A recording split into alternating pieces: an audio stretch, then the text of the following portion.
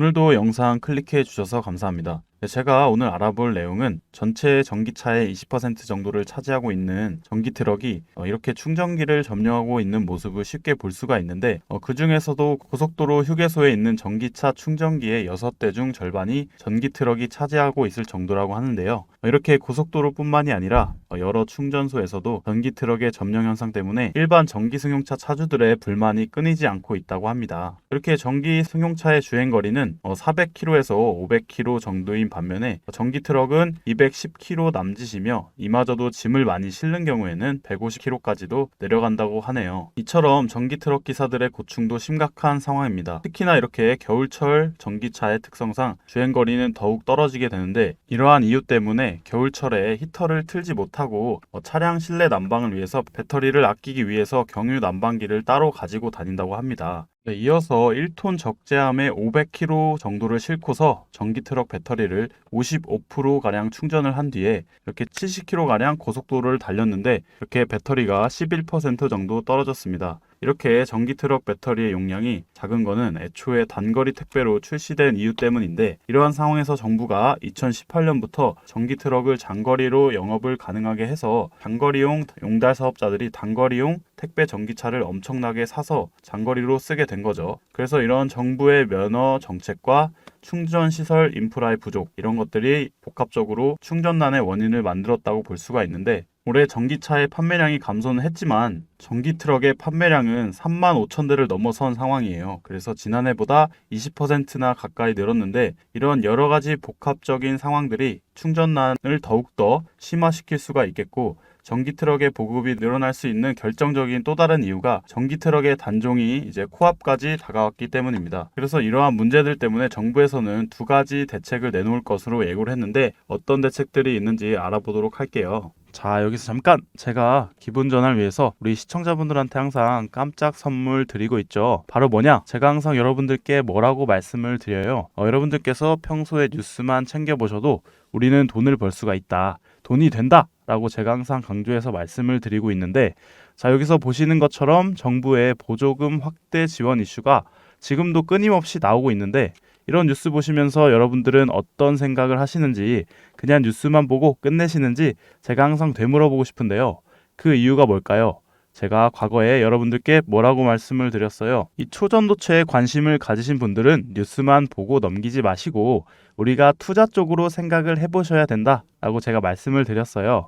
그래서 많은 분들이 뉴스를 통해서 보셨을 텐데 이런 초전도체 이슈가 됐을 때 우리나라 부자들은 자연스럽게 어떻게 생각을 한다? 초전도체 관련주는 뭐가 될지 이렇게 자동적으로 생각을 한다라고 제가 말씀을 드렸어요. 그 이유가 뭐냐? 부자들이 봤을 때는 이런 사회적 이슈는 곧 돈으로 직결이 되고 돈이 몰리기 때문에 우리 부자들이 항상 이런 식으로 사회적 이슈를 그냥 흘려듣지 않고 이렇게 챙겨본다, 생각을 전환한다 라고 제가 말씀을 드렸는데 이번에도 마찬가지입니다. 제가 그래서 지난번에 우리 구독자분들과 함께하는 주식으로 수익 내기 이벤트를 진행을 했었죠. 당연히 항상 무료로 진행을 하는 거고 지난번에도 저한테 이렇게 구독이라고 문자 남겨주신 분들한테 이렇게 초전도체 중에서도 대장주 가능성이 높은 딱 한 종목 신성 델타테크를 골라서 여러분들께 추천을 드렸었습니다. 그래서 내용을 보시면 아시겠지만 여러분들께서 어느 가격에서 사야 되는지 그리고 수익이 몇 % 되면 팔아야 되는지 이 부분까지 여러분들한테 알려드렸는데 실제로 어떻게 됐어요? 오른쪽에 보시면 아시겠지만 제가 8월 초에 추천을 드리고 한 달도 안 돼서 지금 주가가 몇 배? 3배 이상 급등이 나왔습니다. 그래서 이때 당시에도 굉장히 많은 분들이 수익을 내셨을 거예요. 참여하신 2,000명의 구독자분들 다시 한번 축하드리고요. 지금도 많은 구독자분들께서 참여를 해주고 계십니다. 기회는 끝나지 않았습니다. 이번에도 기회가 왔어요. 최근에 돈이 되는 이슈가 바로 정부에서 전기차 보조금을 확대하면서 전기차 수요를 늘리고 있잖아요. 그러면 우리가 어떻게 생각을 해볼 수가 있다? 정부에서 23년까지 전기차를 420만 대 보급하겠다라고 밝힌 만큼 전기차의 수요는 증가할 수밖에 없습니다. 그 중에서도 최근 이야기가 많이 나오고 있는 게 정부에서는 충전 인프라 구축에 속도를 내고 있습니다. 그러면 결국에 전기차 판매량 자체가 늘어날 수밖에 없고 자연스럽게 전기차 관련 사업이 증가를 하고 그 기업들 중에서도 매출을 가장 잘 내고 수혜를 받는 기업들이 있을 수밖에 없겠죠. 그럼 우리가 당연히 이쪽으로 생각을 연결해야 된다는 겁니다. 그래서 이번에도 여러분들께 제가 뭐를 보내드릴 거냐면 위에 번호로 전기 두 글자, 이번엔 전기로 문자 두 글자 남겨주시면 제가 전기차 관련 기업, 그 중에서도 전기차 충전 인프라 독점을 하면서 매출이 가장 잘 나오고 대장주 역할을 하면서 주가가 동시에 크게 뛰어오를 한 종목을 여러분들께 알려드리도록 하겠습니다. 그래서 여러분들이 주식으로 수익을 내는 연습을 한번 해보시라 이렇게 말씀을 드리겠고, 혹시라도 내가 주식을 하지 않는다 라고 하시는 분들은 주변에 주식하시는 분들한테 추천을 해주셔도 되겠죠. 그리고 우리의 인생 선배님들, 연세가 있으신 분들 중에서 저는 좀 어려워요 하시는 분들 있죠.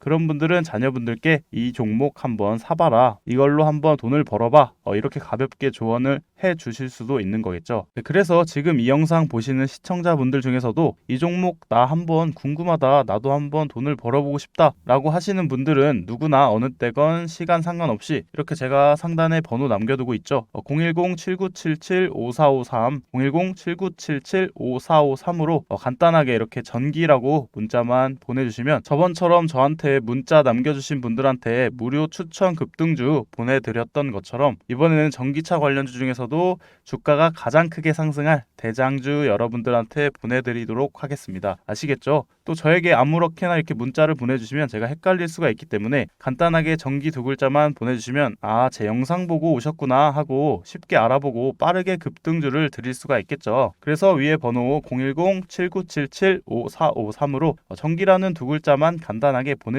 여러분들이 이제 직접 수익을 내는 연습을 해 보실 수가 있는 거예요. 그리고 여러분들께서 수익을 내시면 좋아요와 구독 한 번씩만 눌러주시면 감사하겠습니다. 별거 아닐지라도 저희 유튜버들한테는 큰 힘이 되거든요. 이어서 보면 첫 번째로 다가올 2024년 2월에 현재 가장 많이 팔리고 있는 1톤 트럭의 경유차 생산이 중단이 됩니다. 그러면서 1톤 트럭은 전기차와 이렇게 두 가지 LPG밖에 남지 않게 되죠. 그래서 이렇게 LPG 트럭의 지원금이 축소가 되는 동향이 완전히 끝났다고 해도 기존 화물차 기사들은 여전히 전기 트럭의 주행거리를 부족함을 알기 때문에 LPG 차량으로 눈을 많이 돌리게 될 텐데, 이런 탄소 중립 정책을 비롯해서 30년까지 전기차 보급을 450만 대 목표로 잡은 정부의 특성상 전기차 산업을 밀어주고 있는 충전난을 해소하기 위해서 충전 인프라 구축에 많은 힘을 쏟을 것으로 보이고, 그렇게 해야만 해야겠죠. 이렇게 보조금도 400만원, 200만원, 100만원, 그리고 23년 연말, 작년 연말엔 종료가 된 상황이에요. 이렇게 미래 먹거리 전기차 충전 사업 역량을 키운다라는 슬로건을 내걸고 정부에서도 계속 전기차 충전소 정책을 계속 추진하고 있는 상황입니다. 이어서 두 번째로 값싼 중국산 LFP 배터리를 탑재한 테슬라 Y가 국내 전기차 상위 10개 모델을 다 합친 것보다 많이 팔렸고, 볼보에서도 이렇게 값싼 전기차를 출시하겠다고 밝혔습니다. 전기차 판매량이 감소하는 지금 국내 전기차 판매량 실적이 저조해서 23년 말까지 지원금을 확대하는 거 아니냐는 부정적인 반응이 나왔는데, 그 틈을 오히려 해외 업체가 파고 들어가지고 국내 기업이 아닌 해외 기업이 수혜를 싹쓸이 해간 상황입니다. 국내 전기 트럭도 이러한 주행거리를 유지하게 된다면 동일한 현상이 일어날 수밖에 없다고 보이고, 이를 방지하기 위해서는 배터리 용량을 늘려야 할 텐데, 그렇게 됐을 땐 당연히 차값이 이렇게 크게 올라갈 수밖에 없기 때문에 단거리 택배용 전기 트럭과 장거리를 달리는 용달 전기 트럭을 구분해서 배터리 용량을 차등화를 해야 된다고 보이고, 실제로 중국 업체들은 배터리 용량을 크게 키워서 3만에서 4만 킬로까지 달리는 전기 트럭들을 내놓고 있습니다. 내연기관에서 전기차로 가는 과도기에서 전기차로 완전한 전환을 하기 위해서는 우리도 저렴한 LFP 배터리를 활용을 해서 배터리 용량을 키우면서도 판매 단가를 낮출 수 있는 이런 방안에 대해서도 고민을 해봐야 되겠죠. 소비자들이 전기차의 성능보다 가격을 중시하는 트렌드로 가고 있는 상황에서 해외 기업이 우리 국민들의 세금으로 이루어진 전기차 보조금을 싹쓸이 해가는 상황도 방지해야 될 것으로 보입니다. 여러분들의 생각은 어떤지 궁금합니다. 마지막으로 오늘의 한마디 말씀드리면서 영상 마치도록 하겠습니다. 오늘의 한마디, 정부야 잘 좀 하자.